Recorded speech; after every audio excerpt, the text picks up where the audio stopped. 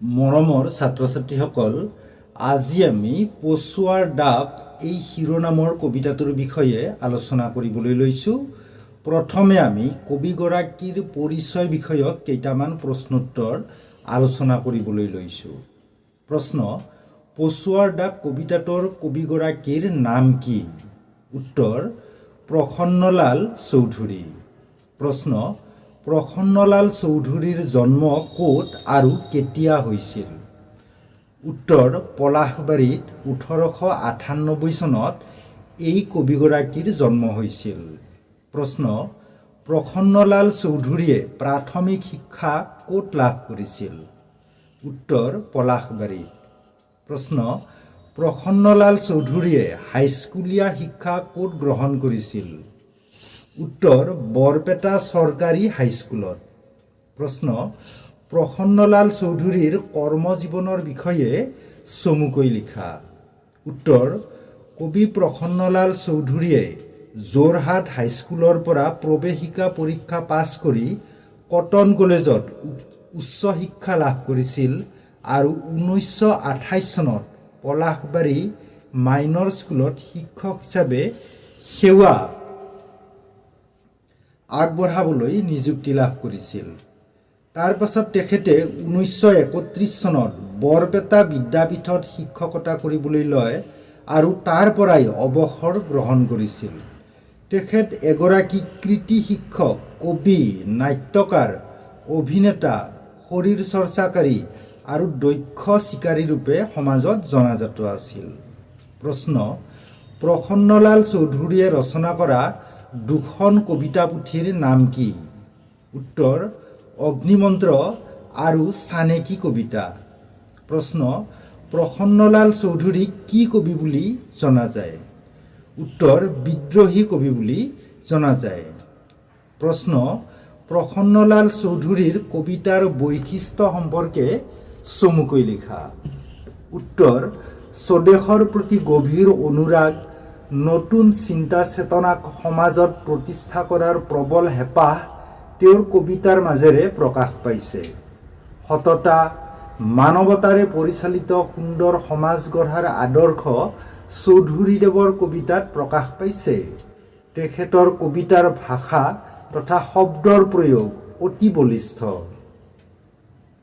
উপযুক্ত শব্দৰ প্ৰয়োগেৰে সাৱলীল ছন্দসজ্জাৰে তেখেতে কবিতাৰ মাজেৰে স্বজাতিৰ সকলো প্ৰকাৰ দোষ দুৰ্বলতাক জয় কৰি বীৰত্বৰ প্ৰতিষ্ঠা কৰিব বিচাৰিছে। প্ৰশ্ন: কিমান চনত প্ৰসন্নলাল চৌধুৰীয়ে ইহলীলা সম্বৰণ কৰিছিল? উত্তৰ: 1986 চনত তেখেতে ইহলীলা সম্বৰণ কৰিছিল। ছাত্ৰ ছাত্ৰীসকল, পচুৱাৰ দাগ কবিতাটিত কবিয়ে বচা বচা শব্দৰ প্ৰয়োগ কৰি তেওঁৰ অনুভৱ প্ৰকাশ কৰিছে।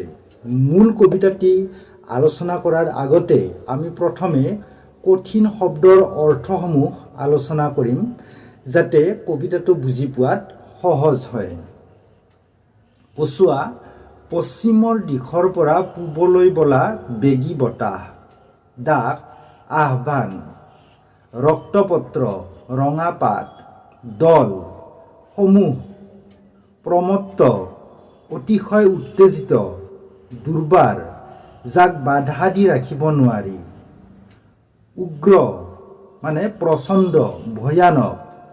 ৰক্তৰাগ: ধ্বংসাত্মক, জীপাল মানে সাৰুৱা, জুপিটাৰ।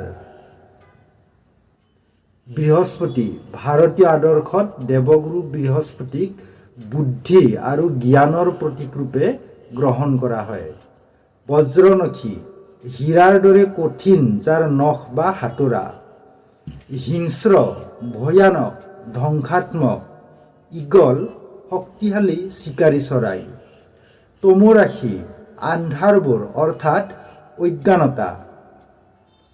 বোম মানে আকাশ, পাৰাপাৰ চাৰিওফালে। দ্ৰাক্ষা: আঙুৰ জাতীয় ফল। কুঞ্জ অৰ্থাৎ বাগিচা। কালকূট মানে সাগৰ মন্থনৰ সময়ত যি বিষ পোৱা গৈছিল অৰ্থাৎ তীব্ৰ বিষ। মৃত্যুঞ্জয়: যিয়ে মৃত্যুক জয় কৰিব পাৰে। পশ্চিম: ইয়াত পাশ্চাত্য দেশৰ কথা কোৱা হৈছে।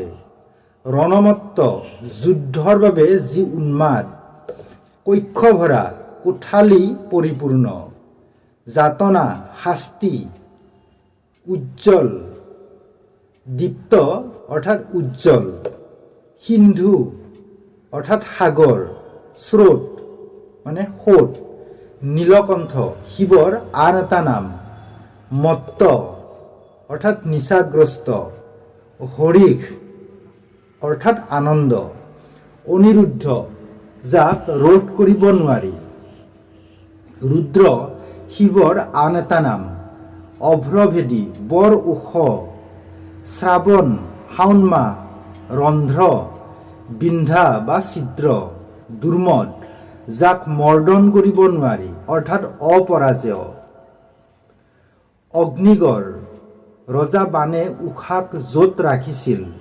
ৰুধিৰাক্ত তেজেৰে ৰাঙলী হোৱা, সশস্ত্ৰ অস্ত্ৰৰে সজ্জিত, আৰতি পূজা অৰ্চনা, গলাগলি বন্ধুত্ব, উন্মেষ আয়োজন, লাল ফুল ৰঙা ফুল। কবিয়ে ইয়াত সশস্ত্ৰ সংগ্ৰামৰ কথা বুজাইছে। নয়ন চকু, অধৰ তলৰ ওঠ, উন্মুখ সাজু হোৱা বা প্ৰস্তুত হোৱা। প্ৰশ্ন, পচুৱাৰ দাগ শিৰোনামটোৰ তাৎপৰ্য কি? উত্তৰ, আমাৰ ৰাজ্যত শীতকালৰ অন্তত ফাগুন চ'ত মাহত পশ্চিম দিশৰ পৰা পচুৱা বতাহ বলিবলৈ ধৰে। এই বতাহৰ আগমনৰ লগে লগে শীতকালৰ অৱসানৰ কথা বুজায় আৰু প্ৰকৃতিক জীপাল কৰি তোলা বসন্তকালৰ আগমন বুজায়। ধূলিৰে ধূসৰিত হৈ থকা শীতৰ প্ৰকৃতিয়ে যেনেদৰে বসন্তৰ বৰষুণৰ লগে লগে নতুন হৈ উঠে, তেনেদৰে সমাজলৈ অহা নতুন পৰিৱৰ্তনেও সমাজৰ পৰা অন্যায়, অবিচাৰ, দাসত্ব, পৰাধীনতা আদি আঁতৰাই সমাজখন নতুন ৰঙেৰে বোলায়। সেয়ে পচুৱা বতাহৰ ডাক বা আহ্বানক দেশৰ জনতাৰ সংগ্ৰামী আৰু পৰিৱৰ্তনকামী মনৰ প্ৰতীক ৰূপে ব্যৱহাৰ কৰিছে। যেনেদৰে কুকুৰা চৰাইয়ে ৰাতিপুৱাৰ সূৰ্য আগমনৰ জাননী দি ডাক দিয়ে, তেনেকৈ যেন পচুৱা বতাহজাকেও আমাৰ সমাজৰ ইংৰাজ শাসনৰ দাসত্বৰ অন্ধকাৰ গুচাই নতুন দিনৰ আগমনৰ জাননী দিছিল। প্ৰশ্ন, পচুৱাৰ দাগ কবিতাটিৰ মূল কথাখিনি তোমাৰ ভাষাত লিখা, নাইবা পচুৱাৰ দাগ কবিতাটিত কবিগৰাকীয়ে পচুৱাৰ বৈশিষ্ট্য কেনেদৰে ব্যক্ত কৰিছে লিখা। উত্তৰ, বিদ্ৰোহী কবি প্ৰসন্নলাল চৌধুৰীদেৱে পচুৱাৰ দাগ কবিতাটিৰ মাজেৰে ইংৰাজ শাসন আৰু শোষণৰ পৰা মুক্ত হ'বলৈ দেশবাসীক আহ্বান জনাইছিল। ভাৰতীয় তথা অসমীয়াসকলে ইংৰাজসকলৰ কুট চক্ৰান্তৰ মাজত পৰি নিজৰ শৌৰ্য বীৰ্য সকলো পাহৰি গৈছিল। সেইকাৰণে দেশবাসীৰ ঐক্যবদ্ধ শক্তি যদি জাগি উঠে, তেন্তে তাক কোনো শক্তিয়ে পৰাভূত কৰিব নোৱাৰিব।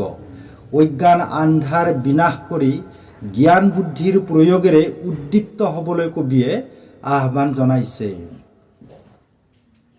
হিংস্ৰ ইগলৰ দল বুলি বহিৰাগত শাসনকাৰীৰ বিৰুদ্ধে সশস্ত্ৰ প্ৰতিৰোধ গঢ়িবলৈ কৈছে। পশ্চিমৰ ৰণমত্ত জাতিয়ে অন্যায়ভাৱে আমাৰ দেশ অধিকাৰ কৰিছিল। ইয়াৰ সম্পদ লুটি নি নিজৰ দেশ চহকী কৰিছিল আৰু ভাৰতীয়সকলক যেন অন্ধকাৰ কাৰাগাৰত বন্দী কৰি ৰাখিছিল। দেৱাদিদেৱ মহাদেৱে যেনেকৈ সাগৰ মন্থনৰ কালকূট বিষ পান কৰিব পাৰিছিল, তেনেকৈ দেশবাসীৰ ঐক্যবদ্ধ শক্তিয়ে অসাধ্য সাধন কৰিব পাৰে। পৃথিৱীৰ এনে কোনো শক্তি নাই যিয়ে জনতাৰ ঐক্যবদ্ধ সংগ্ৰামক পৰাজয় কৰিব পাৰে। যেনেকৈ ৰজা বানে তেওঁৰ কন্যা ঊষাক হেজাৰ চেষ্টা কৰিও অগ্নিগড়ত বন্দী কৰি ৰাখিব নোৱাৰিলে, তেনেকৈ দেশবাসীকো কোনোদিন আবদ্ধ কৰি ৰাখিব নোৱাৰে। আনৰ সম্পদ হৰণ কৰাটো যেনেদৰে অন্যায় বা পাপ কাৰ্য, তেনেদৰে আন এখন দেশ বলপূৰ্বক অধিকাৰ কৰাটো অন্যায়। তেনে অন্যায়কাৰী শত্ৰুৰ বিৰুদ্ধে সশস্ত্ৰ সংগ্ৰাম কৰাটো একো অনুচিত কাৰ্য নহয় বুলি কবিয়ে অনুভৱ কৰিছে। শীতৰ অন্তত যিদৰে গছৰ ডালত নতুন কুঁহিপাত ওলাই তেনেদৰে স্বদেশলৈকো ভাল দিন আহিব বুলি কবি প্ৰবল আশাবাদী। সেয়েহে কবিয়ে কৈছে, সকলোৰে সাৰ্থকতা আহিব চৰম, বিকাশৰ সুখ অধৰৰ আগত ফুলিব প্ৰিয়তমা চুম্বন উন্মুখ।